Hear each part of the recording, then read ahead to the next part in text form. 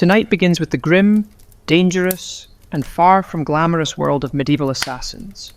Those elusive figures who moved silently through castle halls and shadowy alleys to alter history with a blade and a whisper. While Hollywood often paints them as cool and skilled, the truth was that being a medieval assassin absolutely sucked. Before getting too comfortable, viewers were encouraged to like the video and subscribe, but only if they genuinely enjoyed what was being created. Comments about where people were tuning in from and the time of day were always welcome. It was fascinating to see who joined in from all over the globe. Then the lights would dim, maybe a fan would hum gently in the background, and the journey into that world would begin. Let's get one thing straight. No one in medieval times woke up thinking, you know what, I'd love to stab a nobleman for 12 silver coins and hide in a barrel for 3 days. Becoming an assassin wasn't a dream job. It was more like the final stop on a train called Everything's Gone Horribly Wrong. Most assassins weren't elite warriors trained in hidden temples. They were desperate peasants, disgraced soldiers, ex-thieves with good aim, or outcasts so far off the social radar that killing someone wouldn't even get them noticed in the census. If someone had wealth, they didn't become an assassin. They hired one. If they owned land, a title, or even a goat, they were considered management. But if they had just escaped prison, had a knack for fixing problems, and could slip into a tavern unnoticed, then chances were high someone would soon slide a coin purse across the table and whisper a name. And that name was never an easy one. No one was hiring them to take out Bob the quiet turnip farmer. Targets were typically corrupt barons, gold-stuffed bishops, or nobles with 12 bodyguards and a moat. The pay might be tempting, but the job was terrifying. By the time someone accepted it, they usually had nothing left to lose. No family, no future, and definitely no dental plan. Let's not forget the total lack of perks. No pension, no recognition, and definitely no days off. There wasn't a sign hanging that read, "Quiet eliminations by appointment." They had to stay invisible, act quickly, and never, ever tell anyone what they actually did for a living. Especially not while drinking at the inn. Oh yeah, I'm a carpet merchant. The stains, die. No one dreamed of becoming a medieval assassin. People ended up in that role because the world had chewed them up and spit them out wearing a hood and holding a rusty dagger. They weren't heroes, they weren't even villains, they were the footnotes, the ones who made others nervous and rarely lived long enough to spend the coin. Let's bust the first myth. Medieval assassins didn't train by candlelight in hidden monasteries with wise mentors and flute music. There was no training montage, no teacher, no pep talk. If they learned anything, it was by surviving their first few failed attempts. Most assassins were desperate amateurs, people who knew how to climb without sneezing and navigate alleys with decent instincts. If they had military experience, great, at least they knew how to grip a knife. If not, well, stabbing came naturally, but escaping with both kidneys intact. That took real skill, or sheer luck, usually just luck. There were no manuals, no guild orientations, just survival. He often found himself wondering if he had just crept into the servants' quarters again. Poison was a game of trial and error, with a heavy emphasis on error. Sometimes it worked. Sometimes the target only became mildly dizzy and far more suspicious of his soup. Sometimes, tragically, he drank the wrong cup. There was no medieval poison control hotline, just hope, herbal guesswork, and a strong stomach. Sure, if he was lucky, and that meant lottery ticket lucky, he might have picked up a few tricks from thieves or mercenaries. Maybe an older assassin once showed him how to walk without squeaking on cobblestones. But mentoring wasn't standard. It was rare and short-lived, because assassins didn't retire, they disappeared. Weapons training? Forget it, he wasn't carrying a broadsword. He had a dagger he stole off a guard, maybe a garrote if he felt fancy, and whatever else fit under his cloak without jingling. So no, he wasn't some shadowy martial arts master. He was a man with calloused hands, quiet footsteps, and an unhealthy relationship with alleyways. Success didn't come from training, it came from survival. He learned how to kill by doing it, quickly, sloppily, then vanishing before anyone could sketch his face and tack it to a church door. His education was brutal, practical, and utterly devoid of graduation ceremonies. Just bruises, bloodstains, and the creeping realization that he was entirely on his own. Why did he become an assassin in the first place? Coin. Cold, heavy, jangly, deliciously spendable coin. The promise of it is what pulled him in. But the reality? He got paid in lies. When someone hired an assassin, they didn't want a long-term relationship. They wanted a one-time service, no paperwork, and ideally no witnesses, including the assassin. They offered a pouch of silver, half now, half later. That was if they were feeling generous. But when the job is done was code. It meant after they checked he didn't mess it up, make them look bad, leave a trail, or survive long enough to talk. So he did the job. He crept through shadows, risked his life, maybe killed a baron in his sleep. It was never pretty, never poetic. And when he returned, ah yes, about that payment, the client had vanished. Terribly sorry. Or worse, they tried to kill him. A knife to the gut was cheaper than a bonus. Even when he did get paid, it was never enough. Not for the risk, not for the blood, not for the 3 days he spent hiding in a haystack, flea-bitten and morally conflicted. He got a handful of coins, a curt nod, and a reminder he was never here. Also, fun fact, some contracts were fake, political traps. He'd be told to assassinate someone dangerous only to find it was a decoy, surrounded by guards. Congratulations, he had just walked into a sting operation, with his name already carved on the gallows. And even when the contract was real, he couldn't exactly go to court and file a complaint. Your Honour, I'd like to sue Lord Edmund for breach of assassin contract. The only court he'd see was one where he was the exhibit. So he learned. He demanded payment up front. He trusted absolutely no one, not even the greasy little scribe who swore this job would change his life. It did, mostly by shortening it. Being an assassin meant living on broken promises and disappearing before they broke him. So the job was taken, the lies believed, the odds stacked, and death always just a breath away. Now let's talk gear. Forget the fantasy novels and the sneaky video games. There were no retractable wrist blades, no smoke bombs, no enchanted daggers, or crossbows folding neatly into boots. His toolkit was made of whatever he could steal, sharpen, or stuff beneath a tattered cloak without clanking. If he was lucky, and that meant finding a gold coin in a dead man's boot lucky, he had a good dagger. Not ornate, not curved like a dragon's tooth, just sharp, hopefully. He preferred a blade that was rust-free, and ideally one that didn't still smell like the last man he stabbed with it. Poison? It existed, sure, but it wasn't as glamorous as a slow drip into a wine goblet. Most medieval poisons were unpredictable, brewed from plants, minerals, or toad guts. Some killed instantly, others took hours. Some just made the victim vomit for 2 days and then recover, angrier, and now very suspicious of stew. Ropes were occasionally useful. He could strangle, climb, or tie things up with one, but only if he knew how to do it fast. Nothing ruined the moment quite like wrestling someone while muttering, "Wait, which knot goes under again?" Bows? Effective, if he had one, knew how to shoot it, and wasn't trying to smuggle it into a palace disguised as a flower arranger. Most assassinations were up close and personal. No time for elegant marksmanship. Just quick, quiet action, and hopefully not messy enough to slip in. And there were no backups. If his blade bent, broke, or fell down a well, he had to improvise. Slate roof tile? Maybe. Rusty nail? Worth a try. Shoe buckle with intent? Desperate times. He carried tools hidden in hems, boots, or inside hollowed-out bread if necessary. He kept them close, not for safety, but because, in this line of work, the weapon was his best friend, his boss, and his only retirement plan. There were no upgrades, no tweaking gear between missions. He didn't polish his kit. He prayed it wouldn't fail him mid-strike. Because in the end, it wasn't the weapon doing the killing, it was him, alone. Poorly equipped, expected to perform miracles with a spoon and a prayer. Assassins weren't hired to take out drunkards in back alleys.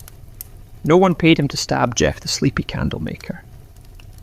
His targets were important, nobles, bishops, military officers, sometimes even royalty. And those people, they were extremely hard to kill. First, there were the guards, not one or two, dozens. Armed, armoured and well-fed. Some guarded the front, some guarded the back, some just stood there staring, daring him to blink wrong. He spent days memorising patrol routes, door creaks, and exactly how many stairs it took before the night watchman with asthma needed a breather. Second, there were the walls. Castles didn't have front porches. They had gatehouses, murder holes, and moats full of things that bite.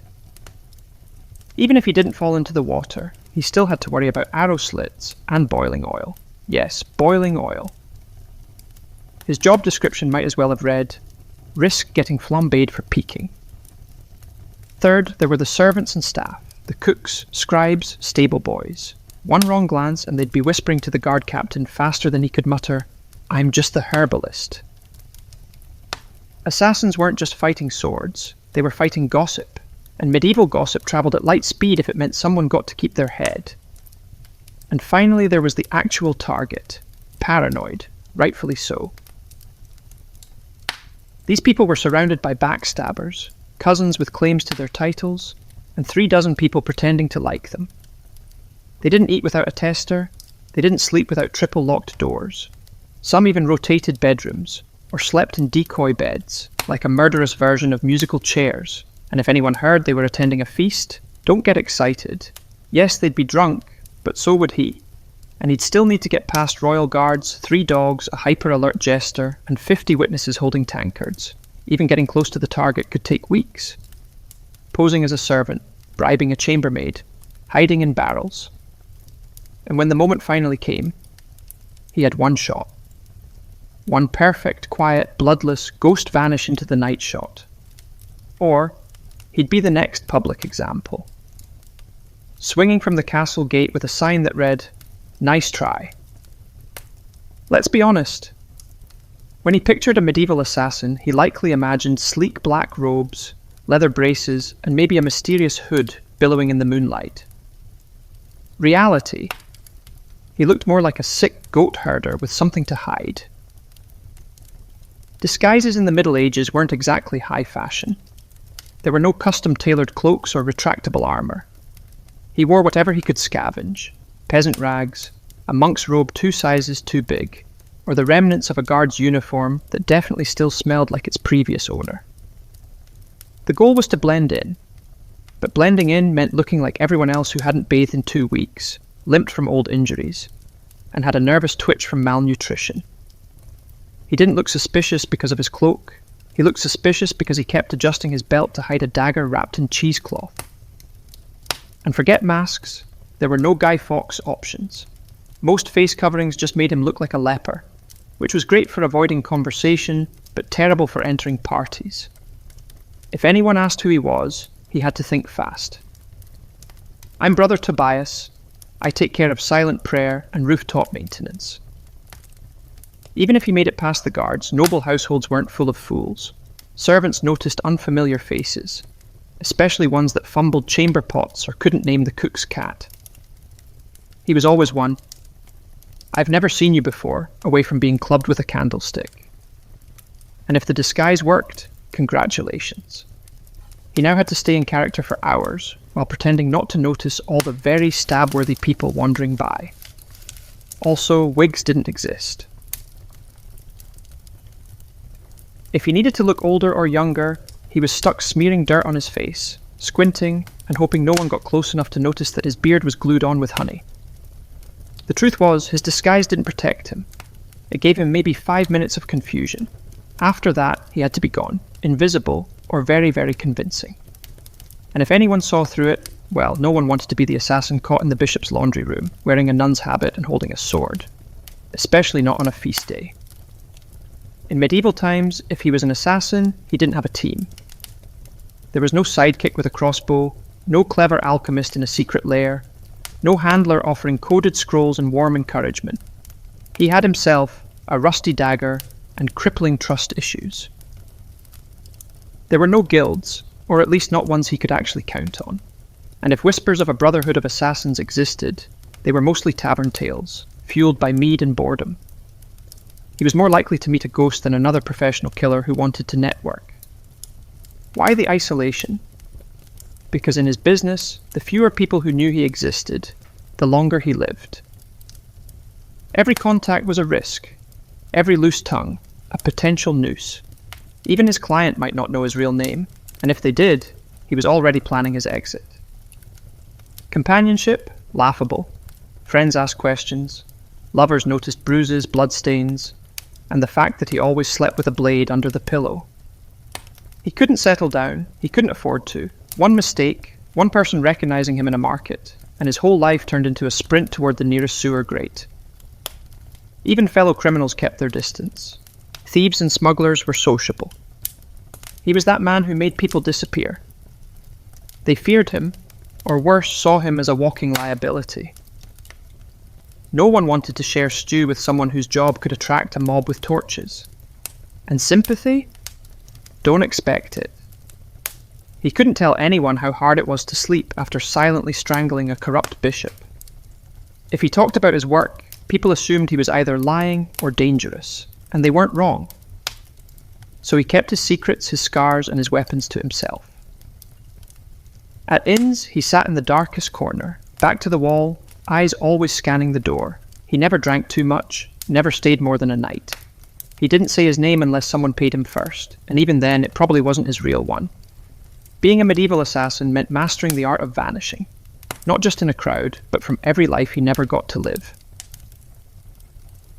Let's say he took the job, he planned his route, he bribed the right doorman, he disguised himself as a very convincing chimney sweep. And then he froze. Maybe the target turned around unexpectedly. Maybe they were with their child. Maybe his hands started shaking at the worst possible moment, trembling like a terrified squirrel. Guess what? He was now dead. Because failure for a medieval assassin wasn't a slap on the wrist or a bad performance review. It was public, painful, and wildly theatrical, often involving ropes, fire, wheels, or sharp iron devices with names like the Bone Cracker's Delight.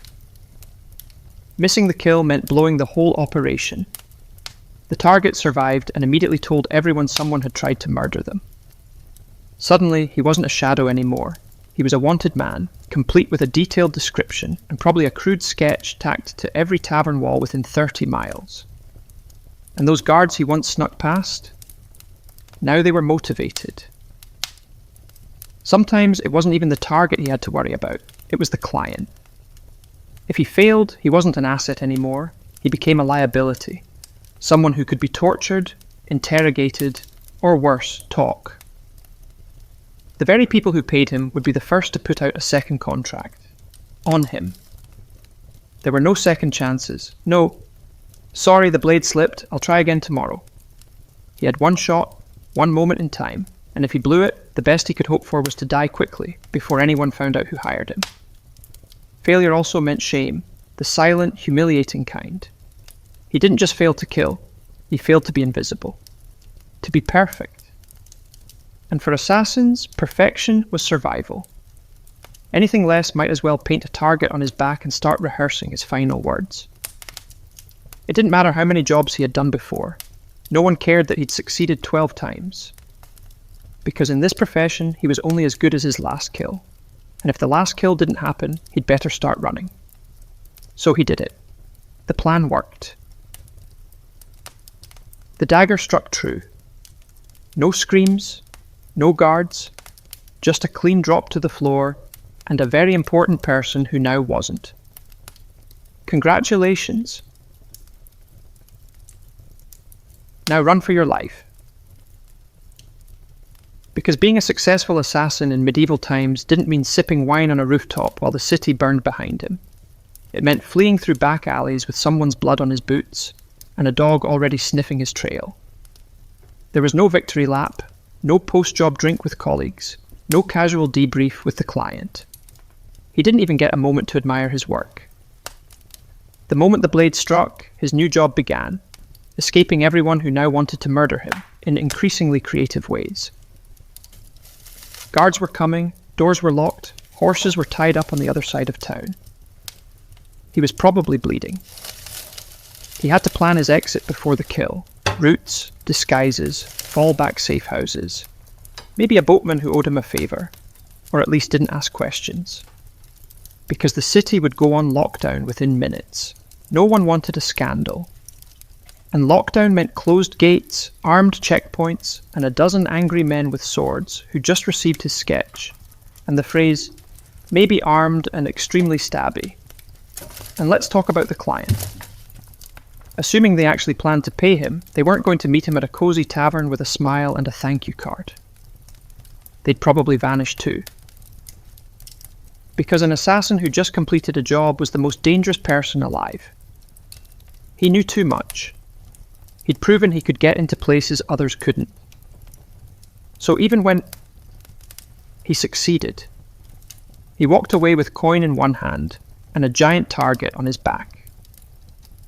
And what did he win? A week of sleeping in haylofts, bribing ferry captains, shaving his beard in the dark, and pretending his name was Brother Lucian as he tried to blend in with monks heading east. Because success didn't mean survival, it meant starting the whole game over, in a new city, under a new name, with even more people looking for him this time. So yes, he made the kill. Now run like hell.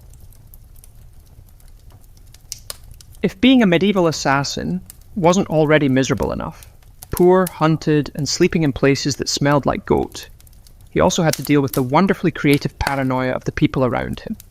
Because in the Middle Ages, assassins weren't just feared, they were considered cursed.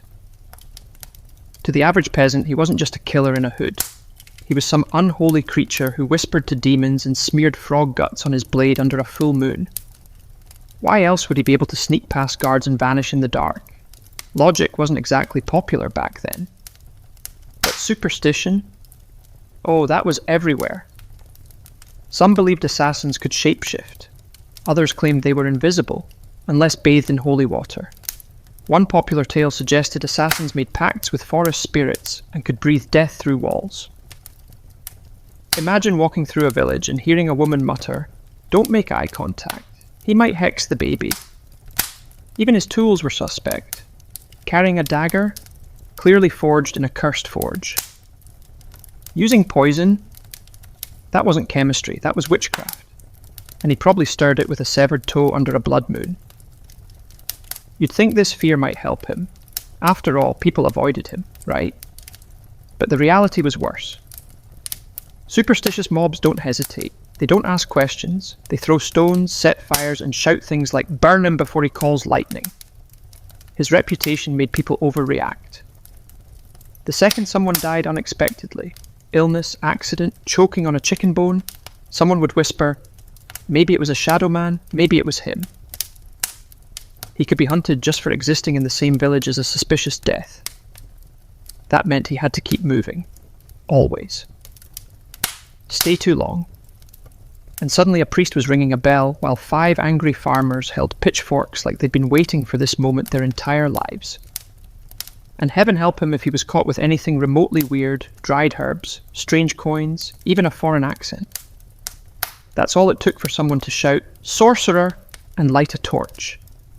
In a world that believed monsters wore human faces, being too quiet, too clever, or too fast made him a threat. And in medieval logic, threats had to die, quickly and preferably on fire. Ah, poison. The assassin's weapon of elegance. A quiet kill. No mess, no screaming, no steel on bone. Just a sip, a stagger, a sigh, and done. That's the theory. In practice, poisoning someone in the Middle Ages was like trying to win a bar fight with herbal tea and a bad attitude. First off, poisons weren't reliable. He didn't have access to purified cyanide or a neat little pill labelled fast-acting doom. He had plants, mushrooms, minerals, maybe the occasional toad. He had to gather, grind, and pray. And even then, it might just give the target a stomachache and a renewed commitment to hiring better guards. There was no scientific measurement. He didn't dose precisely, he eyeballed it. A pinch too little, and the noble just vomits and cancels dinner. A pinch too much, and he dies from exposure before the first course is served. Also, medieval kitchens were chaotic. He couldn't just waltz in and season the soup with nightshade. He had to bribe or impersonate a cook, sneak in while no one was watching, or, worst of all, try to poison a meal that would go through 3 tasters and a dog. Yes, a dog. And if the victim was a noble, they didn't just eat. They treated food like a military operation. Meals were tasted, blessed, and sniffed by everyone, from the steward to the jester. By the time the food reached the plate, it had passed through more security than a royal wedding. Even assuming he did it, slipped in the poison, it went undetected, and the target actually ate it, the next part was wildly unpredictable. Some poisons took hours. Some took days. One minute the mark was laughing at a joke, the next he was clutching his stomach and demanding to see his astrologer. And if the target survived, guess who they'd blame? Not the cook, not the taster, him. The quiet man with the herbal knowledge and twitchy eyes. So poisoning wasn't efficient. It was risky, slow, and full of variables, none of them in his favour. And if he was caught, he didn't get a quick death. He got interrogated with tools until he confessed to poisoning everyone from the Duke to the dog. You'd think that if he successfully changed the course of history, removed a tyrant, sabotaged a royal bloodline, or silenced a political threat, someone would remember his name. Nope. He was an assassin. That meant his name was never meant to be remembered. At best, he became a rumour, some hooded figure, a foreigner with cold eyes, the quiet man who never finished his ale. He might have pulled off the most legendary hit of the century and still ended up as a mysterious death in the official record. In fact, that was the point. His client didn't want a story. They wanted plausible deniability. The fewer people who knew who did it, the safer they were, and the less likely they'd end up poisoned by their own assassin. So his name was buried the moment the job was done, if he even used a real one. He didn't sign his work. He didn't brag. He didn't keep trophies. He didn't exist outside the moment of the kill. And if someone did know his name, that was a loose end. And in his profession, loose ends had a very short shelf life. And forget about honour. There were no medals for silence, no stone monuments for the man who stopped a war with one dagger in the night. If a noble wanted a statue, they commissioned one for themselves. Him? He got a wooden box, an unmarked grave, or, if things went really badly, a head on a spike labelled traitor. Sometimes his name was only remembered so it could be cursed. He became a whispered warning. Don't cross the king. Remember what happened to Lord Ulrich. Yes. And the man who did it? Gone, like a ghost. That was his legacy. Not fame, not fear, just absence. He wasn't supposed to leave a mark. He was supposed to vanish. And if he stuck around long enough to be known, that was a fatal mistake. Because in the medieval world, heroes got remembered. Assassins got erased. So he survived. He got the job done. He even managed to get paid. A miracle in itself. Now all he had to do was lay low, keep his head down, and trust that the client would honour the deal and protect his identity. Right? Wrong. Because in the world of medieval assassination, there was one rule even more sacred than don't get caught. Never trust anyone, especially the person paying you. His client, whether a noble, a merchant, or a bishop with ambition and very loose morals, didn't hire him out of respect. They hired him because they needed something awful done, and he was the sharpest tool in the shadows. Once the job was complete, he became a liability. He knew too much, who wanted who dead, when, why, and how much they were willing to pay for it. That made him dangerous, not just to their enemies, to them. So what did they do? They ghosted him, denied they ever met him, or worse, sent someone else after him, to clean up, to tie off the contract, with something sharper than ink. There were even cases where clients double-booked, hiring one assassin to do the job and another assassin was hired to kill the first one immediately after. No refunds, just reduced risk. And if he ever dared to blackmail a client, or threatened to expose them, that was bold. And also his final mistake. Because powerful people in the Middle Ages didn't negotiate with assassins. They crushed them. If his client had a shred of honour, a rare species indeed, he might get paid and left alone. But even then, he'd still have to assume they were watching him from a distance, with someone already sharpening steel and memorizing his walk. He was the secret that couldn't talk, the shadow that couldn't stay. Even success wasn't enough to earn trust, because in their eyes, if he killed once, he could kill again. And no one, not even the person who hired him, wanted to be next. Let's say somehow he beat the odds. He survived the kills, the lies, the poisonings, the betrayals. He outlived his enemies, his employers, and probably his own sense of morality. Now what? He retires? Absolutely not. Because in medieval times, assassins didn't get retirement plans. There were no farewell banquets, no quiet cottages by the sea, no pensions paid in gold coins and grateful whispers. He didn't fade into a peaceful life. He vanished, or he died, often both. The problem was simple. He was never safe. Even if he walked away from the job, his past didn't. He had too many secrets in his head, too many names in his memory, too much blood on his hands. People didn't want him retired. They wanted him forgotten, which usually meant buried. And even if no one came after him, and that was a big if, he had to live with the constant fear that someone might. That a new assassin, young and eager to prove himself, had just received a contract for a shadowy figure who used to be someone dangerous. So he changed his name. Again. He moved to a village where no one asked questions. He faked a limp, sold herbs, pretended he once worked as a guard. But even then he didn't sleep well. He avoided crowds, always sat facing the door. Kept his dagger under the floorboard, next to the pouch of coins he never touched because it still smelled like the man he earned it from. And he couldn't trust himself either. Years of silent killings and quick escapes did something to his brain. Every knock on the door made him flinch. Every stranger on the road might recognize him. He stopped dreaming because dreaming was dangerous. He couldn't love. He couldn't relax. He couldn't laugh too loud. He lived like a ghost pretending to be a man. The truth was, there was no endgame for a medieval assassin. Just a slow, cold fade into obscurity, always moving, always watching. Until one day he slipped into the dark, and no one noticed. And maybe that was the best he could hope for. By now it was obvious, being a medieval assassin wasn't darkly romantic. It wasn't noble. It wasn't even all that profitable. It was a grim, thankless, short-lived career, wrapped in blood-stained linen and followed by a crowd of people who wanted him dead. He wouldn't last. Not a week. Maybe not even a day. Because he'd start with the wrong assumptions, that he'd be sleek, in control, a whisper in the dark. But what he'd really be was cold, hungry, and one bad guess away from the noose.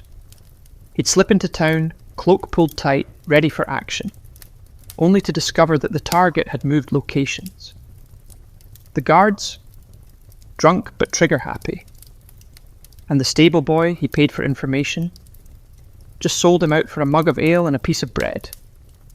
He'd freeze at the wrong time, stab the wrong guy, get spotted by someone's maid, who once saw his face near the chapel. And suddenly, he wasn't a shadow. He was the problem. Then what?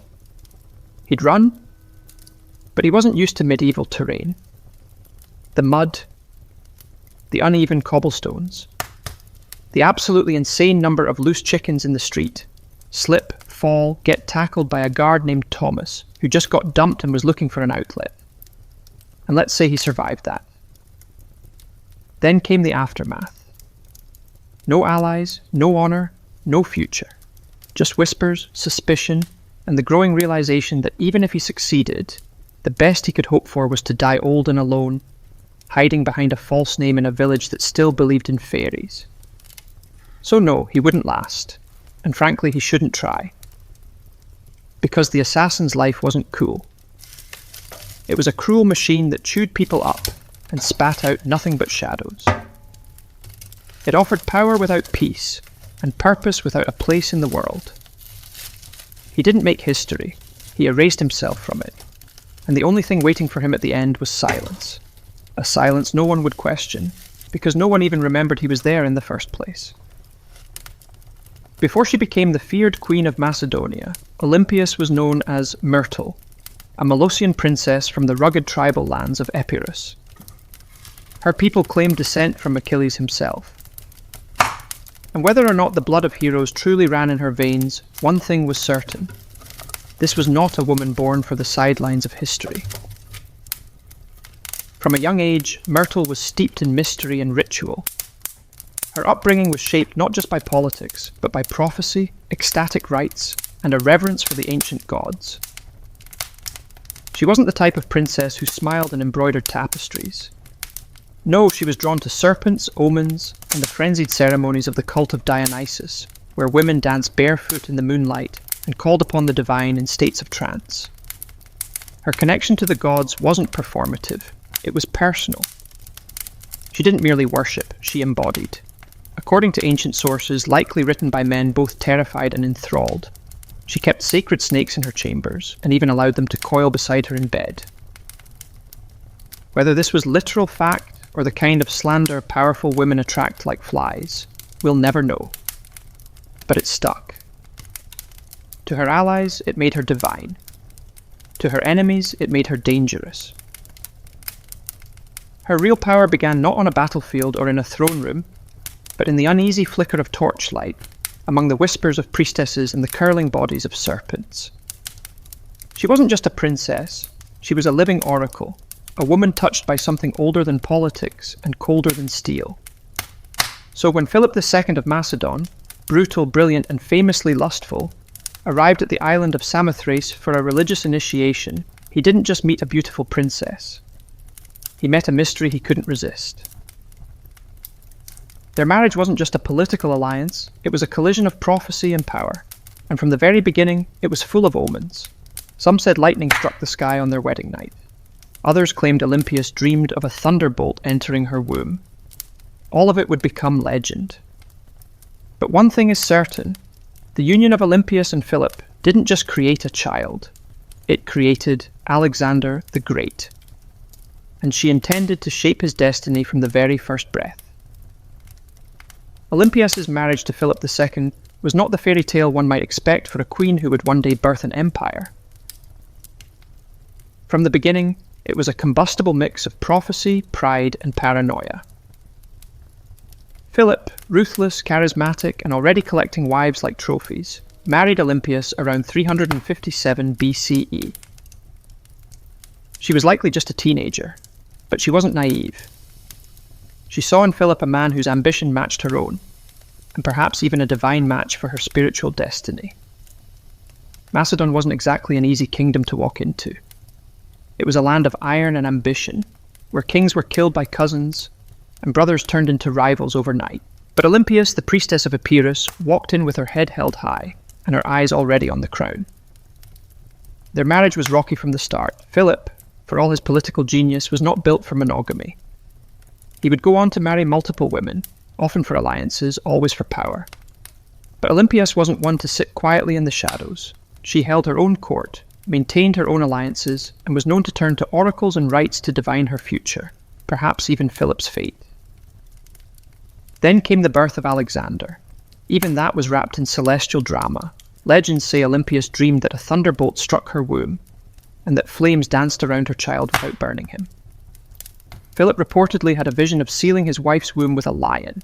Yes, a literal lion.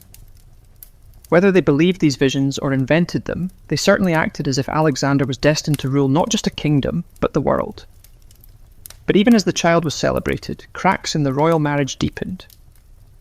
Olympias resented Philip's other wives, especially his Macedonian bride, Cleopatra Eurydice, whom he married later in life.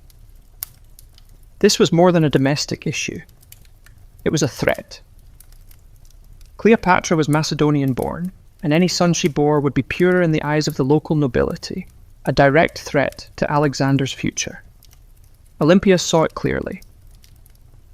The palace wasn't just a home, it was a battlefield, and she would use every snake, dream, ritual, and whisper. She had to make sure her son wasn't just remembered, but crowned. She was no longer Myrtle.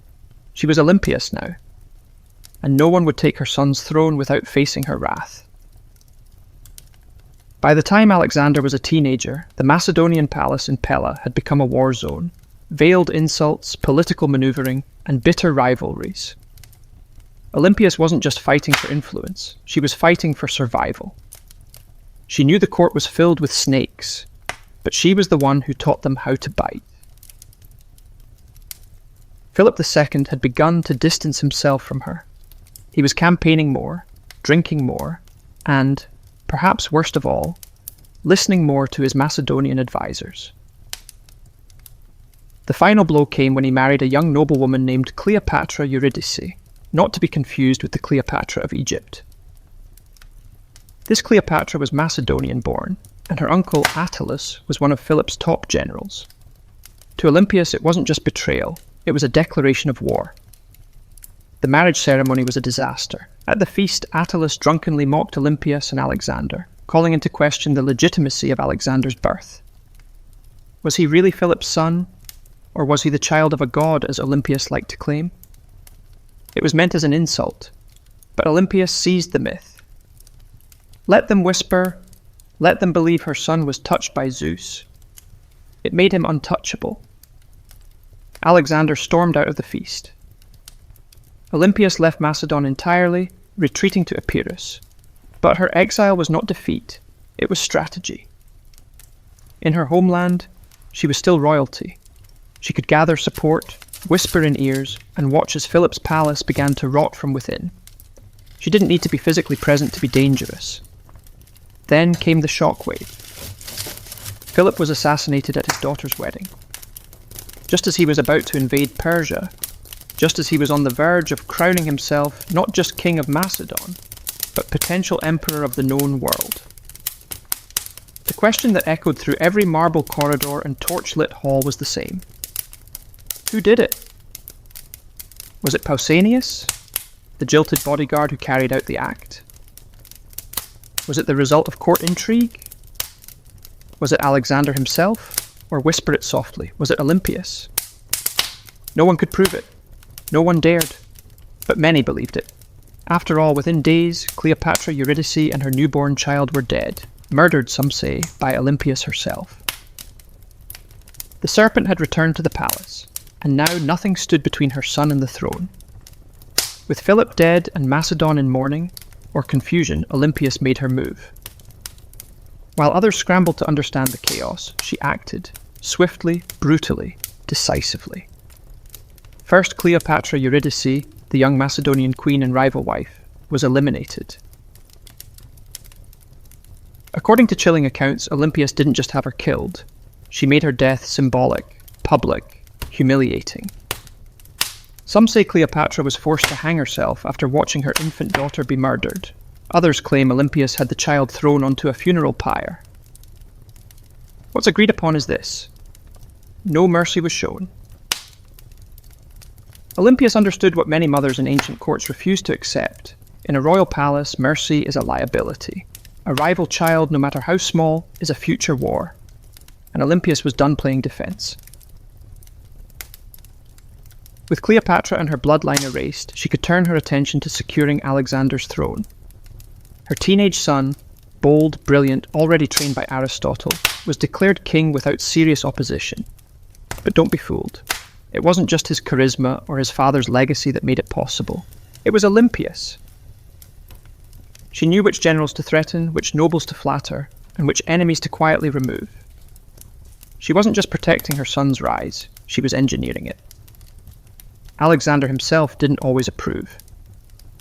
He reportedly disapproved of the violence against Cleopatra's family. But he also didn't stop it. Because deep down, he knew what Olympias had always known: power demands blood. And in Macedon, bloodlines were both a blessing and a curse. With her son now king, Olympias began to recede slightly from public life. But this was no retirement. She simply shifted from open strikes to whispered influence.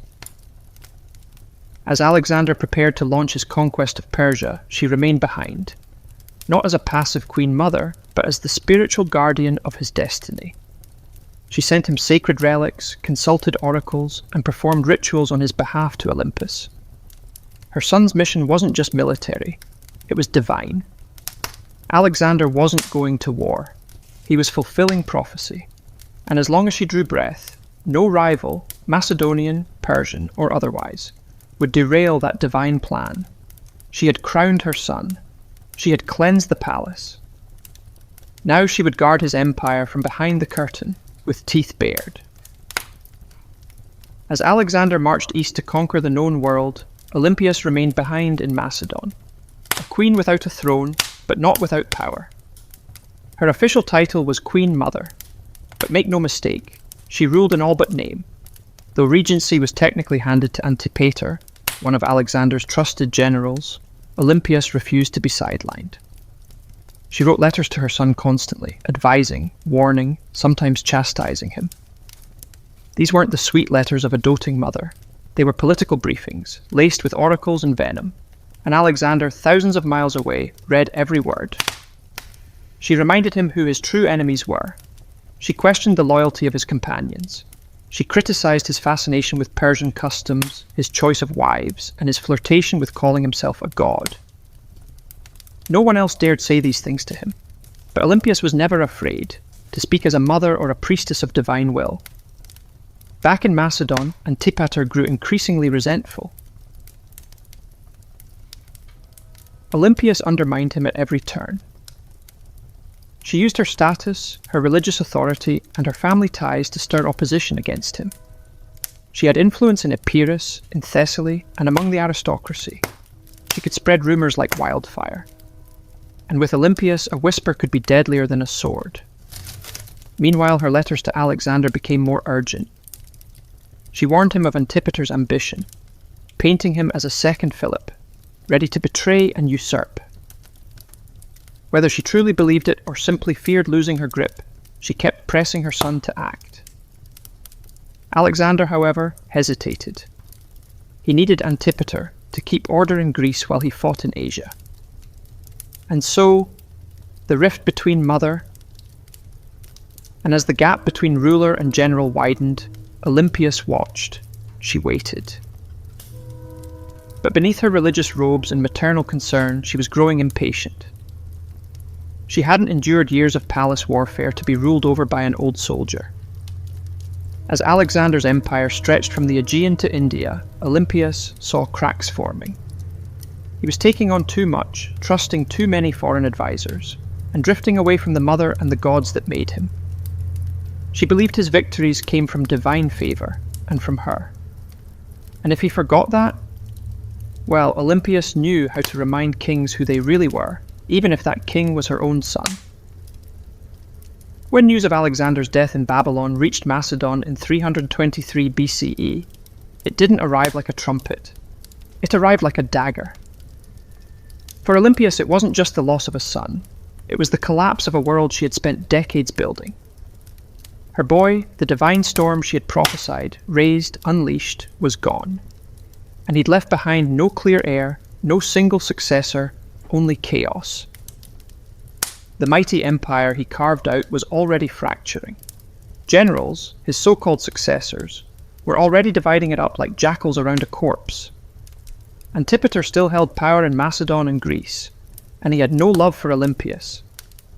Worse, her daughter Cleopatra, Alexander's sister, was being courted by rival generals for marriage, each one hoping to use her bloodline as a claim to the throne. Olympias saw what was coming. Civil war wasn't a possibility. It was inevitable. And once again she would have to act. But she no longer had Alexander. What she had instead was his bloodline. His young son, Alexander IV, born to Roxana, the Bactrian princess Alexander had married. Roxana, still in Macedon, was vulnerable, the boy even more so. Olympias recognized that the infant was now the last true piece of her son's legacy. And that made him a target, but it also made him a weapon. She allied herself with Roxana and the boy, determined to protect them and use the child's birthright to stake her own claim in the political battlefield. But the tide was turning. The generals who once bowed to Alexander had no interest in kneeling to his widow or his mother. They had armies now, ambitions and grudges. Olympias didn't flinch. She'd faced snakes, traitors, and kings. A few warlords with crowns and stolen spears wouldn't scare her. So she plotted. She waited. She watched as Antipater died and was replaced by his son Cassander, a man with ice in his veins and no tolerance for the old queen's games. It was only a matter of time before these two forces collided, the serpent mother of Alexander and the cold-eyed usurper who wanted her buried. Alexander was gone. But his shadow was still moving, and Olympias was still coiled within it, ready to strike. Years after Alexander's death, while his empire crumbled into civil war, Olympias made her most audacious move yet. She returned to Macedon, not as a grieving mother, but as a political force of divine fury. The regency had been splintered. Cassander, the son of her old enemy Antipater, was seizing power, and Roxana, along with young Alexander IV, was effectively imprisoned. Olympias saw the writing on the wall. If she did not act now, her grandson would vanish like a shadow at dusk. So she made a deal with Polyperchon, an aging general who still held a flicker of legitimate authority. Olympias would return not to plead, but to rule. With Polyperchon's backing, she entered Macedon at the head of an army, and the moment her feet touched home soil, everything changed. Towns opened their gates. Soldiers defected to her side. Even some of her old enemies hesitated. Olympias, despite her age, was still a name that shook the ground. Then came her vengeance. One by one she hunted down the loyalists of Cassander. And when she finally caught Philip III Aridaeus, Alexander's mentally impaired, her half-brother and puppet king, she ordered his execution. According to some sources, his wife Eurydice was captured and given the opportunity to kill herself. When she refused, Olympias had her strangled. It was brutality veiled in royal protocol. And Olympias, ever theatrical, staged the scene like a goddess delivering justice. Her message was clear. Only the bloodline of Alexander had the right to rule. Everyone else was a pretender. For a brief burning moment, Olympias held the kingdom in her grip. She had restored the dynasty. She had avenged betrayals. She had reminded Macedon what royal power looked like when wielded by a woman with nothing left to lose. But power in Macedon was like fire in dry grass. And Cassander was still out there, calculating, biding his time. He returned with a vengeance. His army outnumbered hers. His resources were deeper, his cruelty colder. Her allies began to abandon her. Polyperchon lost influence. The tide turned. Olympias, now isolated in the fortress of Pydna, watched as her enemies closed in. She had lit the match. Macedon had burned. And now the smoke was thick, and her enemies were at the gates. Olympias, once the most feared woman in the ancient world, now found herself besieged in the coastal fortress of Pydna, alone, cut off, surrounded by the army of Cassander, who had come to finish what his father had started. But Olympias didn't beg. She didn't plead. For nearly a year she endured the siege like a statue carved from divine wrath. Food ran short, disease crept in, allies vanished. Yet within the fortress walls she maintained the same unshakable presence that had once shaken kings. To the very end she carried herself not as a prisoner, but as the mother of a god. Cassander, ever cautious, hesitated. He knew killing Olympias was dangerous. Even now she carried a myth around her like armour. She was still the mother of Alexander the Great. To strike her down might seem like blasphemy. So he offered her safety. Surrender, he said, and her life would be spared. Olympias knew better. She had seen too many royal promises turn to ash. Still, hunger was no longer just a discomfort, it was death. Her garrison broke, her followers surrendered, and Olympias, unbending until the very end, was finally handed over to her enemies. Cassander didn't kill her himself. That would have been too simple and too merciful. Instead, he turned her over to the families of those she had executed during her brief return to power. Let them decide her fate. They condemned her to death. But here's the catch. When the executioners came, no one dared strike the first blow. Olympias stood tall, regal, silent, eyes fixed on them like an oracle staring through smoke. These were Macedonians. They had grown up hearing of her rituals, her visions, her snakes. They had once cheered her son as a living god, and now here she stood, a frail old woman cloaked in myth, and not a single man had the courage to swing the sword. So Cassander sent others, foreigners, outsiders, people who had no memory of her power, only orders to follow. And thus Olympias was finally struck down, not with ceremony, not with dignity, but with silence. Her death marked the end of Alexander's bloodline in any meaningful power, and with it the final ember of an empire founded on divine ambition was snuffed out. But even in death, Olympias left behind a shadow, and history would never forget the Serpent Queen. Olympias died not on a throne, but in the dust, unarmed, abandoned, executed by the very people she once ruled. But history is strange. It does not always favour the ones who die in silk sheets. Sometimes it remembers those who went down, hissing. And Olympias was never meant for quiet history. In life, she had wielded motherhood like a sword and prophecy like a shield. She wasn't just the mother of Alexander the Great. She was one of the architects of his rise. Without her, there would be no myth of the divine child, no rituals whispering of thunderbolts and lions, no ruthless purging of rivals that cleared the path for a teenage king to rule the known world. Olympias didn't just give birth to an empire, she defended it with claws. Yet even among the ancient world's most ruthless dynasts, Olympias stood apart. She didn't command armies in the field like Cleopatra, or ride into battle like Boudica. Her battlefield was subtler and colder.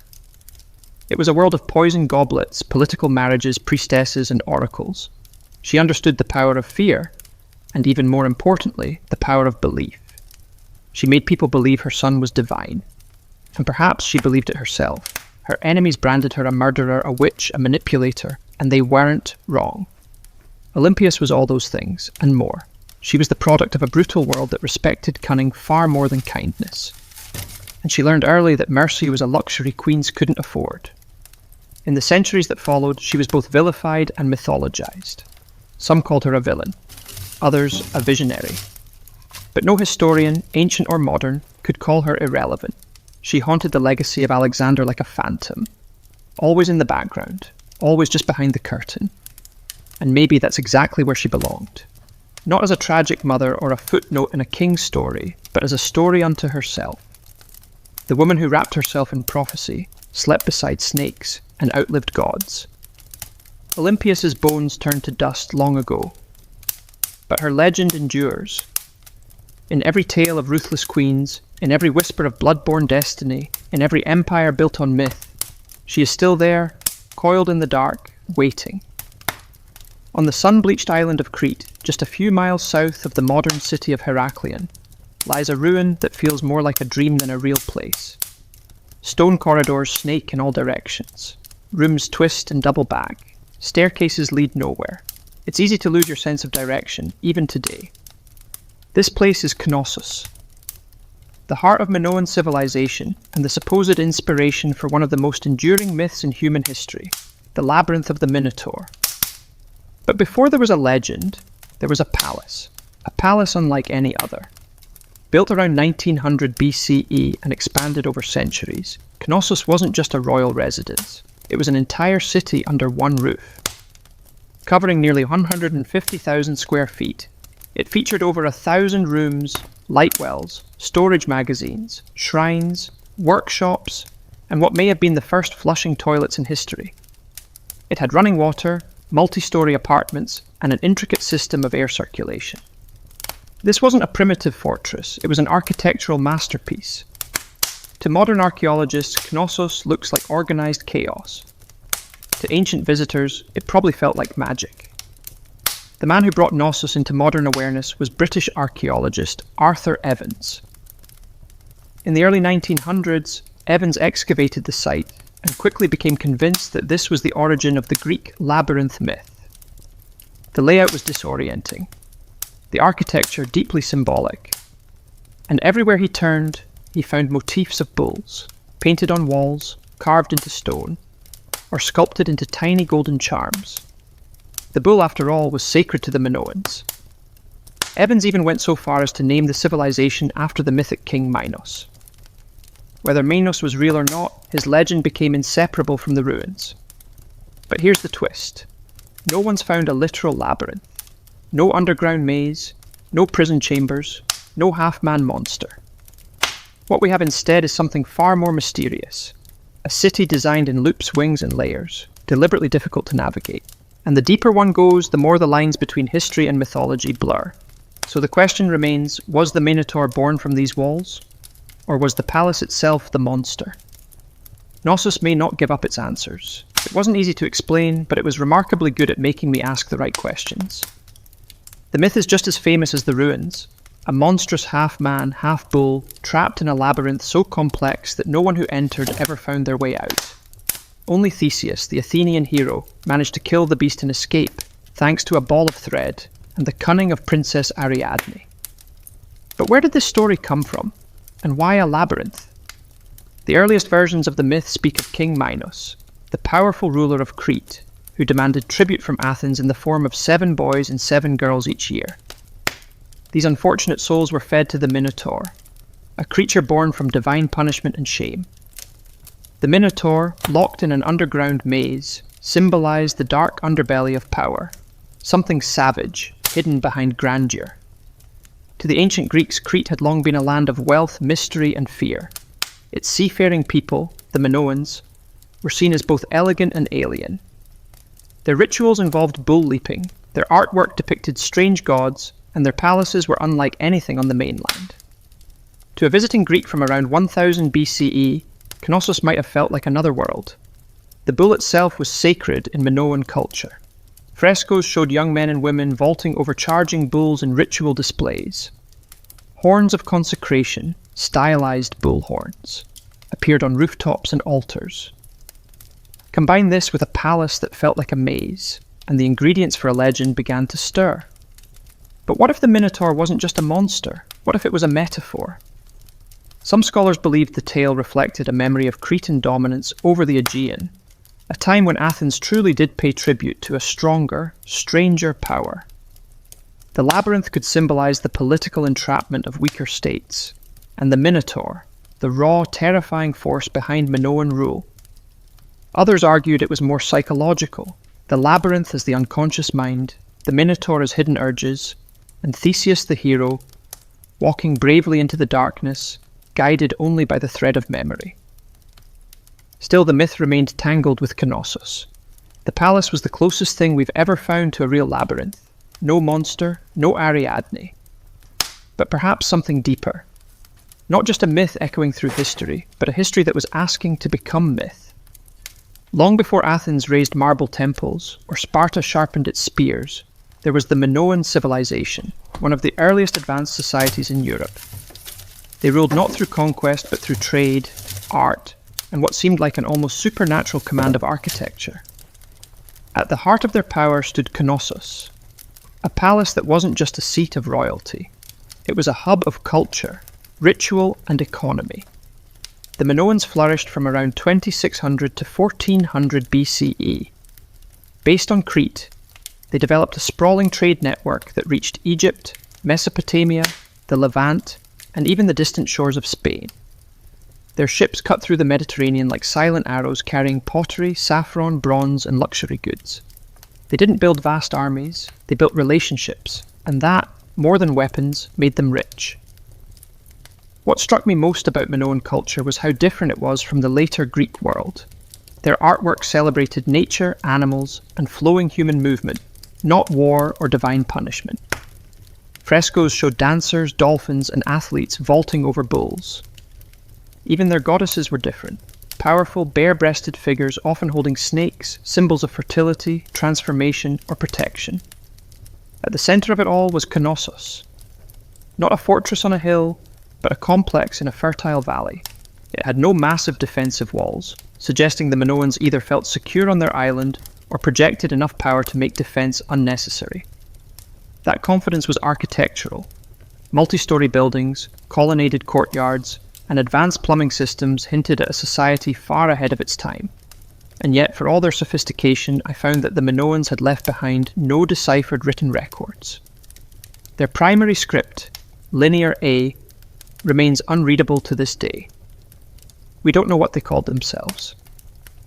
We don't know what their kings believed, what prayers they spoke, or what truly happened behind the walls of Knossos. All we have are their ruins, their art, and their influence, absorbed later by the Mycenaeans and echoed in Greek myths. The Minoans weren't just builders of palaces, they were architects of mystery, and Knossos wasn't merely a building. It was the beating heart of a civilization that shimmered for a moment like sunlight on the Aegean, and then vanished. But some said their echo still wandered the maze. To walk through Knossos was to walk through time. Layered, confusing, beautiful time. It wasn't just the scale that overwhelmed me, it was the design. Rooms led to rooms, corridors split and vanished, light wells cut through the heart of the building. Stairs spiraled into shadows or emerged suddenly into sunlit courtyards. Nothing moved in a straight line. It wasn't hard to see why ancient visitors might have whispered labyrinth. Knossos wasn't just a palace, it was a living organism. Spanning an estimated 150,000 square feet, the complex contained over 1,000 chambers, some tiny, some grand. These weren't randomly placed rooms, they were purpose-built. Workshops, storage spaces, shrines, apartments, and throne rooms, all arranged around a large central courtyard that may have hosted public ceremonies or bull-leaping rituals. The palace was built on multiple levels, up to 4 or 5 stories tall in places, using natural slopes and artificial terraces. To navigate it without getting lost, I'd need memory, instinct, or a thread like Theseus. And yet this apparent chaos hid a remarkable intelligence. The Minoans mastered passive ventilation, cooling rooms through air shafts and open stairwells. They funneled rainwater through clay pipes and had toilets that flushed, long before Rome made it fashionable. One of the most iconic areas was the so-called throne room, named for the alabaster chair built into the wall, flanked by benches. Around it were frescoes of griffins, mythical guardians. Was this the seat of a priest-king? A goddess's chamber? A sacred court? No one knew for certain. And the walls, they spoke in colour. Vibrant frescoes showed dolphins swimming above bathtubs, women in elegant flounced skirts with bare chests, youths leaping bulls mid-air. The art wasn't just decoration, it was identity, fluid, natural, deeply connected to earth and sea. Still, the deeper I went, the more Knossos began to disorient. Some parts seemed intentionally complex, like they were designed to confuse. Maybe that was the root of the labyrinth legend. Not a prison for monsters, but a palace that felt alive. A building that invited awe, ritual, and just a touch of fear.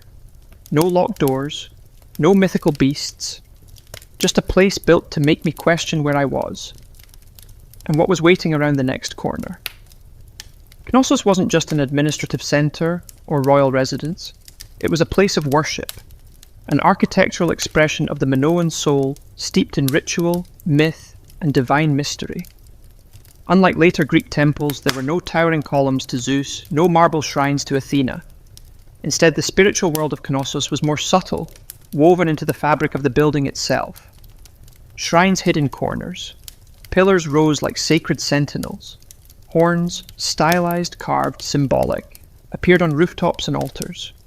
Everywhere I looked, the bull motif dominated, suggesting a powerful connection between worship, the natural world, and this revered animal. I didn't fear the bull. I celebrated it. The famous bull-leaping fresco in Knossos wasn't just athletic art. It may have depicted a religious rite, young men and women vaulting over a charging bull, locked in a dance of danger and grace. It wasn't sport. It was sacred theatre, possibly an offering to the gods or a symbolic triumph over chaos.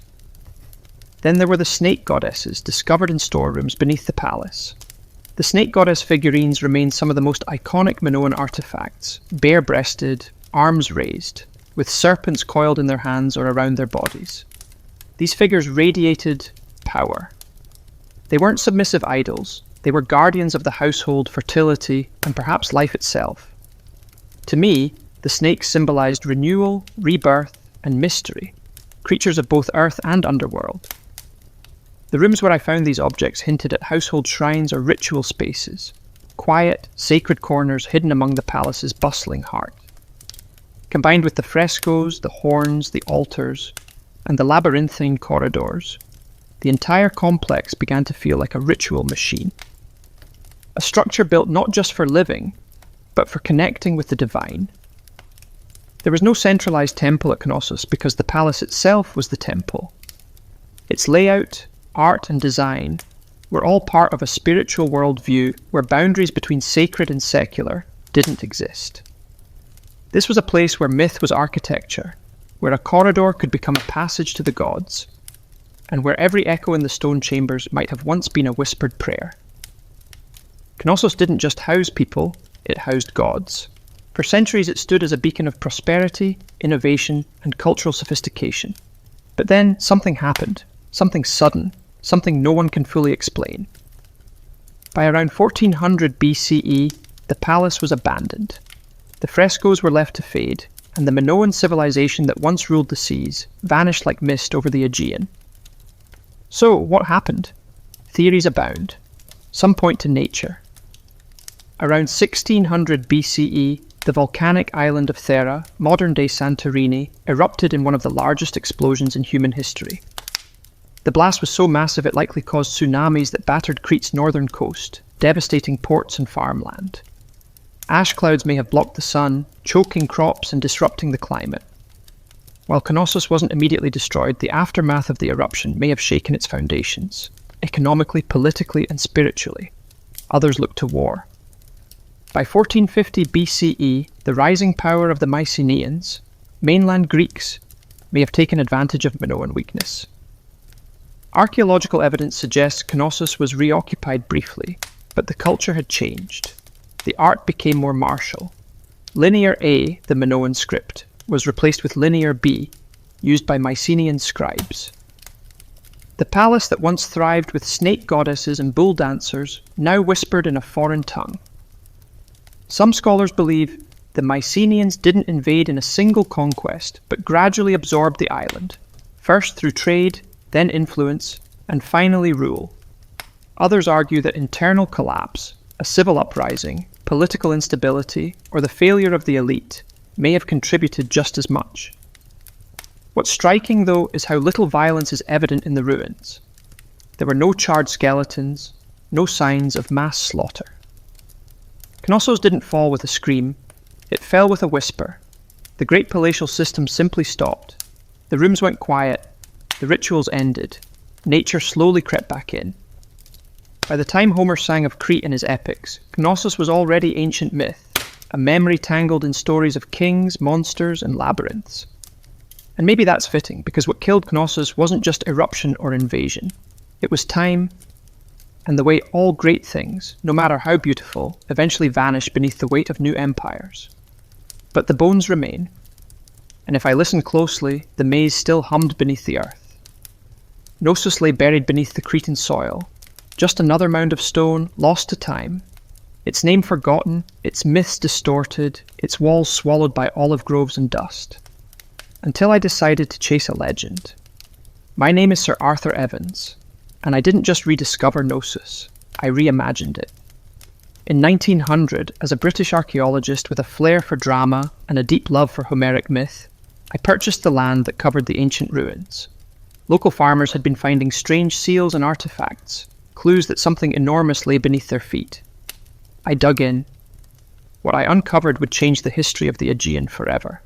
A palace so vast, so complex, and so advanced that I became convinced this was the mythical home of King Minos. The frescoes, the horns, the architectural oddity of the site, it all pointed in my mind to one thing: the labyrinth. I wasn't just an archaeologist, I was a storyteller, and sometimes a controversial one. I named the people who built Knossos the Minoans, after Minos himself. I interpreted symbols, reconstructed frescoes, and restored parts of the palace using reinforced concrete. A move that drew both praise and criticism. Some called it visionary, others called it vandalism. Because what you see today at Knossos is part ancient ruin and part Edwardian imagination. Still, I did what no one else dared. I brought Knossos back to life. I gave Europe a glimpse into a Bronze Age world far older than classical Greece, a civilization of art, mystery, and maritime elegance. I also unearthed the still undeciphered Linear A script, opening new questions about language, literacy, and the limits of our historical understanding. But I did more than excavate stone. I resurrected a myth and forced historians to reckon with the fact that behind the legend of the labyrinth was something real, something complex, something very human. A palace that felt like a maze, a civilization that slipped into shadow, and a man who peeled back the earth only to discover a story far stranger and more beautiful than he'd imagined. Gnosis had slept for 3,000 years. I rang the bell that woke it up. Walk through Knossos. And you're not just walking through architecture, you're walking through a language of symbols. Frescoes, carvings, patterns. They're everywhere. But the Minoans didn't leave us a Rosetta Stone. Their primary script, Linear A, remains undeciphered. So instead of reading their thoughts, we must see them, painted across plaster, carved into walls, hidden in patterns. What exactly were they trying to say? The art of Knossos is unlike anything in the ancient world. No obsession with warfare, no rows of kings or battle-hardened heroes. Instead, nature, leaping dolphins, blooming lilies, birds in flight, sacred bulls. The humans are alive, elegant, often dancing or performing rituals. Even in scenes suggesting danger, there's rhythm and beauty. The Minoans weren't chronicling conquest. They were celebrating life, cycles, and perhaps cosmic order. The most iconic symbol? The double axe, or labrys. Found throughout Gnosis, in shrines, on frescoes, even etched into stones. The labrys is believed to be a religious symbol, possibly tied to female divinity or celestial cycles. Some even suggest that the very word labyrinth comes from labris, making the labyrinth not a trap, but the house of the double axe, a sacred space. Then there are the horns of consecration, stylized bull horns placed atop walls and altars. These may have marked the boundary between sacred and mundane space. Combined with frequent depictions of bulls and bull-leaping rituals, it's clear the animal had deep spiritual significance. Whether it represented nature, fertility, chaos, or divine presence, no one agrees. But the bull is everywhere. Even the layout of Knossos may have. I believed it held symbolic meaning. Some archaeologists argued it was built not just for function, but to mirror celestial or seasonal patterns. Its winding corridors and nested rooms could represent a journey through life, through death, through the underworld, a spiritual maze, not a physical prison. But without a deciphered script, every theory walked a thin line between insight and imagination. We Minoans spoke in symbols, not stories, and so others were left to interpret. What was Nos saying? They heard the rhythms, they saw the images, but the meaning, that remained just out of reach, like a thread unravelling into myth. Nos was a ruin, yes, but it didn't feel dead. I walked its corridors today and sensed something humming just beneath the surface. Not ghosts, not gods, but echoes of myths, of lives, of questions that refused to go away. Thousands of years after its fall, Nos still held us in its maze. Tourists wandered its halls, archaeologists dug for answers, writers spun new tales inspired by its shadow. The Minotaur might have been myth, but the feeling of the labyrinth, that was real. We didn't know who ruled Nos. We didn't know the names of its kings, queens, or priests. We didn't know the prayers they whispered or the laws they lived by. But we knew they loved beauty. We knew they worshipped nature. We knew they understood balance between architecture and art, between ritual and reality. And we knew they were the first.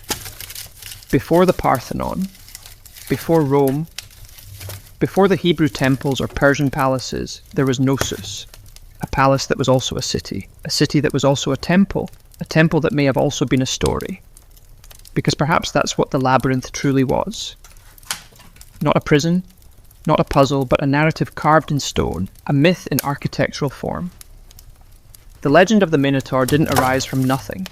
It came from this place, from the confusion of its corridors, the reverence of its bull rituals, and the awe it inspired in generations who tried to make sense of it. The Greeks turned it into a story, we turned it into archaeology. But at its core, Gnos had always been both. Today one can walk its ruins in broad daylight, take photos, draw maps, even reconstruct its frescoes. But the mystery hasn't vanished. The line between fact and legend still shimmered like heat over stone. Maybe that's why Gnosis endured, because it didn't give us all the answers. It reminded us that sometimes history wasn't meant to be solved, it was meant to be felt. And Nos, ancient, tangled, half-remembered, wasn't just a place on a map. It was a question, one that led us deeper with every step. And like Theseus, we were all still following the thread. Ancient engineers knew exactly what they were doing. The earliest rams were handheld. Teams of soldiers simply lifted a tree trunk and smashed it against enemy defences like frenzied lumberjacks. But over time, the battering ram evolved. Engineers realised that mounting the ram inside a wheeled frame, often with a roof to protect the crew from arrows and boiling oil, turned it from a tool into a weapon of terror. The Assyrians, masters of siege warfare, turned rams into psychological weapons. Their siege towers combined rams with archer platforms, meaning a city's gates were being destroyed while defenders were under constant fire. Relief carvings from Nineveh showed rams with pointed iron tips rolling up to the gates of rebellious cities, like slow-moving gods of destruction. And it wasn't just the front door they were smashing. Rams were often used to breach weak points in walls, batter down watchtowers, or collapse gatehouses entirely. Their presence meant one thing: surrender, or watch your defences crumble like stale bread. The Greeks refined them, the Romans perfected them. Roman engineers built massive rams called ares, Latin for ram, suspended with chains or ropes inside enormous siege shelters. Some were so big they needed dozens of men to operate. And the rhythm of their swinging beam was said to... It sounded like thunder rolling across stone. And yet for all their brute force, battering rams required serious teamwork. Operators had to keep the ram swinging in sync while also defending it from burning missiles, stones, and all manner of foul substances hurled from above. A stalled ram was a dead ram. Still, when a battering ram got going, really going, it became unstoppable. Wooden muscle versus human masonry. It was ancient physics, weaponized. And it was only the beginning of how we would make walls weep. If the battering ram was the brute, then the catapult was the tactician. Where rams smashed close up, catapults attacked from a distance, launching not just stones but psychological dread. These were the first real artillery pieces in military history. And they revolutionized siege warfare by weaponizing physics in ways that felt almost magical to those under attack. The earliest catapults came from the Greek world around the 4th century BCE, the product of brilliant minds who wanted to add both range and momentum to warfare. Dionysius I of Syracuse, a tyrant with a taste for cutting-edge violence, commissioned the first torsion-powered catapults. These devices used twisted bundles of sinew or hair as tension springs. They weren't slingshots for giants, they were precise instruments of siege terror. The genius lay in the mechanics. Engineers discovered that by twisting ropes, often made from animal sinew, they could store enormous amounts of potential energy. When released, that force could hurl stones, javelins, or even flaming projectiles hundreds of meters. Two main types evolved rapidly: the ballista, which launched massive bolts like a giant crossbow, and the stone-throwing catapult, which lobbed boulders over walls or directly at fortifications. Then came the Roman engineers, masters at improving Greek ideas. They built catapults that could be broken down, packed onto carts, and reassembled at the siege site. These were portable siege engines for professional armies. Some Roman catapults could fire 60-pound stones at tremendous speed, capable of tearing through wooden gates, battlements, and occasionally unlucky soldiers. Catapults weren't just about destruction, they were also about spectacle. Ancient generals used them to send messages, sometimes literally. Corpses were launched over walls to spread disease and fear. Severed heads were lobbed into besieged cities to break morale. In one chilling case, diseased bodies were fired into enemy territory as a crude form of biological warfare. But catapults had flaws. They were heavy, required trained crews, and were sometimes rendered useless by bad terrain. Still, when positioned properly, they could batter a city into submission from a relatively safe distance. And for the first time in history, cities realized that their thick stone walls didn't just need to withstand rams, they had to survive the skies. Because now destruction could fly. If the catapult was clever, then the trebuchet was majestic.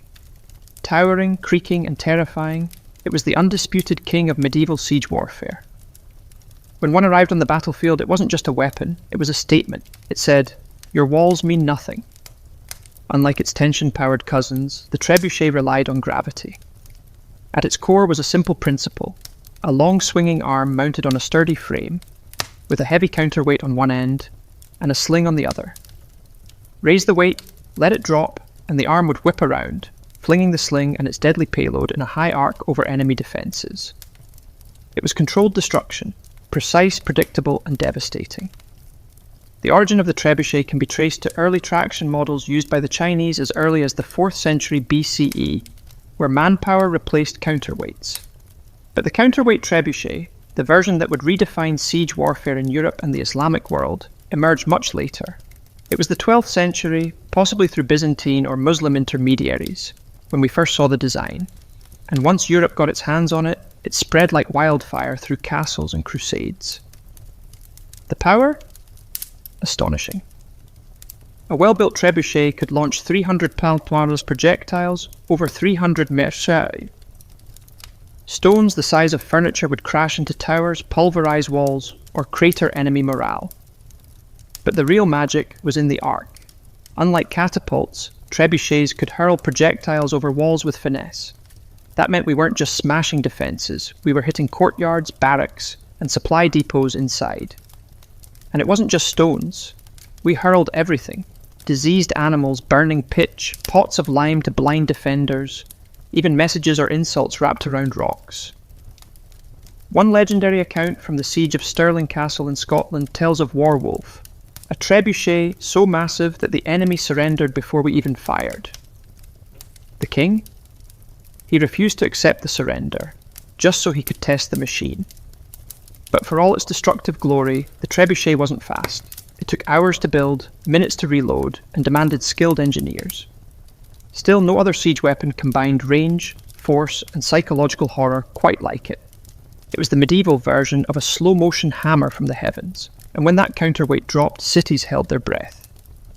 While catapults launched from afar and battering rams smashed the gates, siege towers took a more personal approach. We rolled them right up to the enemy's front door and dropped off armed invaders. Imagine a wooden skyscraper on wheels, covered in wet hides to prevent fire, bristling with archers and spearmen. That was our siege tower, the ancient equivalent of an armoured personnel carrier and a mobile fortress in one. And when we started rumbling towards city walls, the real fight was about to begin. Siege towers weren't subtle. They were big, bold, and terrifyingly effective when used properly. The Assyrians may have been among the first to deploy them in the 9th century BCE, but it was the Greeks, and especially the Hellenistic kingdoms, that took the design to theatrical extremes. During the siege of Rhodes in 305 BCE, the Macedonian general Demetrius built a 9-story tower called the Helepolis, or Taker of Cities. It was over 100 feet tall, equipped with catapults covered in iron plates and moved by thousands of soldiers. It also broke under its own weight. But the ambition? Unmatched. The logic behind siege towers was simple. Walls only work if you can't get over them. Towers eliminated that advantage by creating elevated platforms from which attackers could descend onto the battlements, bypassing gates and scaling ladders. From the top deck, our archers rained death down, while troops on the lower levels prepared to board. But towers weren't invincible. They were slow, vulnerable to mud, and prime targets for fire arrows, rolling boulders, or sabotaged terrain. Smart defenders dug ditches, flooded moats, or built secondary inner walls just to stop our approach. Still, when they worked spectacularly. A breach in the wall was one thing, but having your own rampart suddenly crowded with enemy soldiers. That was chaos. Siege towers transformed the battlefield from a horizontal contest of strength to a vertical race for survival. They made height an asset and a liability. And once the gangplank dropped from tower to wall, there was no turning back. It was time for hand-to-hand hell. While our rams smashed and trebuchets soared, some of the most devastating tactics happened silently, underground. Siege tunneling, or sapping, was our dark art of defeating a city by removing the ground it stood on. It was ancient and horrifyingly effective. I would dig beneath the enemy's wall, prop it up with wooden supports, then set those supports on fire. When the timbers burned away, the tunnel collapsed, taking the foundation of the wall with it. One moment the city stood strong, the next, a massive section of the outer wall crumbled like stale bread. This method didn't look glorious. There were no grand engines or thunderous launches, but tunneling was the slow, invisible killer of fortress warfare. The Assyrians practiced early versions of it, but the technique reached full maturity with the Greeks, Persians, and later medieval European armies. During the siege of Plataea in 429 BCE, the Spartans attempted tunneling beneath the walls, but the defenders dug counter-tunnels and intercepted them mid-dig, turning the soil into a knife-fight nightmare. This defensive tactic became known as counter-mining, and it added an eerie element to siege warfare. Imagine digging in pitch black, hundreds of feet beneath the earth, listening for the faint sound of enemy picks. The moment you heard tapping, you'd race to intercept, often resulting in violent claustrophobic skirmishes fought by torchlight with knives and shovels. There was no glory in it, just terror, suffocation, and dirt. But when undermining worked, the results were catastrophic. One of the most infamous examples came in 1212 during the siege of Rochester Castle in England. King John's forces tunnelled beneath the southern wall, packed the mine with pig fat, and set it ablaze. The supports collapsed, bringing down the entire tower above. The defenders were stunned and soon surrendered. By the 13th century, siege engineers became specialists, identifying weak foundations, measuring the soil's behaviour, and planning collapses with terrifying precision. They were geologists and demolitionists rolled into one. And though tunnelling required time, labour, and a bit of madness, it proved one truth about siege warfare. If I couldn't go over the wall, and couldn't go through it, I could always take it down from below. Not all the drama of siege warfare came from the attackers. For every ram built or tower rolled forward, defenders had their own deadly tricks. And sometimes those tricks were hot. Let's start with the most terrifying of them all. Greek fire. Developed by the Byzantines around the 7th century CE, Greek fire was a mysterious napalm-like substance that could stick to ships, walls, and flesh, and kept burning even on water. Sprayed from siphons or hurled in clay pots, it created scenes of pure chaos. To this day, no one knows exactly how it was made. The formula was so secret that it died with the empire. But its effects were legendary. Entire fleets were reduced to flaming skeletons within minutes, and that was just the start. In more low-tech defences, boiling liquids were the go-to weapons of choice. Boiling water, oil, or sand would be poured from murder holes, those quaint openings in the ceilings of gateways or towers, directly onto invaders below. Oil was especially feared. Unlike water, it clung to skin, soaked into clothes and armour, and was set alight. Imagine climbing a siege ladder only to be greeted with fire you could never put out. Hot sand, though less dramatic, was vicious in its own right. It slipped into the gaps of armour, especially around the neck or wrists, causing second and third degree burns as it cooked the flesh beneath. It didn't look impressive from a distance, but it turned bold warriors into screaming wrecks in seconds. Defenders also relied on the good old laws of physics. Gravity became a weapon.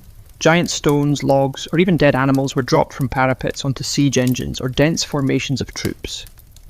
The goal wasn't just to kill. It was to break both the machines and morale at once. And then there were traps. Hidden pits, collapsing bridges, spiked barricades. Castles became puzzles of pain, designed to... I slowed, confused, and punished. All of it served one purpose: delay. Every minute a wall held was another minute closer to enemy supply lines thinning out, disease spreading in camps, or reinforcements finally arriving. Siege warfare was a game of attrition, and while we, the attackers, had physics on our side, the defenders had creativity, and a whole lot of boiling rage. In siege warfare, raw destruction was only half the goal. The other half was psychological domination, breaking the defender's will before the walls even came down. Our siege weapons weren't just tools of war. They were massive, creaking, flaming symbols of doom. Every groaning wheel of our siege towers, every arcing boulder flung from the trebuchet, planted a single seed in the minds of those behind the walls. You are not safe. Ancient commanders understood this. The Assyrians paraded their siege engines openly, dragging them across the desert with theatrical fanfare. The Romans built their siege camps within clear view of the enemy, letting defenders watch as we assembled battering rams and tested catapults. Siege was theatre. And fear? Fear was part of the script. Sometimes the payloads themselves carried the message. We launched severed heads of enemy messengers or generals over the walls, often still clad in armour. At the siege of Constantinople, defenders weren't just pelted with rocks, they were bombarded with bodies. During the Mongol siege of Kaffa in 1346, we hurled plague-infected corpses into the city. That outbreak helped trigger the Black Death across Europe. The trebuchet wasn't merely a weapon, it was an announcement. When one of these giants rolled into place, everyone inside the fortress heard it before they saw it. The creaking of winches, the grinding of ropes, the heavy thunk of the counterweight. It was like the heartbeat of a storm closing in. But the most terrifying part was the unknown. They never knew what was coming next. A rock, a barrel of fire, a rain of arrows, or just silence. Ominous heavy silence as our engineers adjusted their aim. Even the sounds became weapons. The rhythmic thump of a battering ram, or the sudden quiet before a launch, both drove defenders mad with anticipation. As commanders, we aimed to create despair, to make them believe resistance was futile, that their gods had abandoned them, that their walls were nothing more than temporary inconveniences. And once that mental dam cracked, the gates often opened without a fight, because sometimes in siege warfare, the mind collapsed before the masonry did. When gunpowder finally thundered onto the battlefield in the late medieval era, the age of traditional siege engines came to a slow splintering end. But their legacy? It didn't vanish, it evolved. The invention of cannons changed everything. A single well-placed cannonball could do in seconds what took our trebuchets hours. Stone walls, once symbols of strength, became vulnerabilities. By the 15th century, the great castles of Europe weren't falling to fire or tunnelling. They crumbled from iron shot ripping through parapets. Siege warfare had entered its next phase, explosive, brutal, deafening. And yet the principles we laid down never disappeared. Modern artillery still owes everything to our catapults and trebuchets. Every ballistic missile, every long-range howitzer, is just a high-tech descendant of the same ancient question. How do you destroy what's meant to be indestructible from a distance? Physics, trajectory, tension, force. We discovered them, we tested them, we perfected them, centuries before gunpowder even joined the war. Even today, military psychology, shock and awe, overwhelming firepower, visible dominance, traces its lineage to our siege tactics. Those towering siege engines, rolling forward with flags snapping in the wind. We didn't just build them, we made the world watch them. I was the original shock and awe. I wasn't just about breaching a wall, I was about breaking the spirit of a city. You can still see my legacy etched into the ruins of ancient cities. At Masada, where Roman siege ramps still scar the desert. At Constantinople, where layers of walls stood for 1,000 years against every machine imaginable until cannon fire finally brought them down. At castles across Europe, where round towers and angled bastions tell the story of a world constantly redesigning itself to survive the next siege. And today, even in a world of drones and satellite-guided missiles, siege warfare hasn't vanished. It's just gone digital. Cities are still surrounded, defenders are still isolated. Walls are now firewalls, blockades, or even media blackouts. But the soul of the siege remains the same. Someone wants in, someone wants to keep them out. And both are willing to wait, build, and break to win. The battering rams are gone. The trebuchets are museum pieces. But the spirit of siege warfare, it's as alive and as destructive as ever.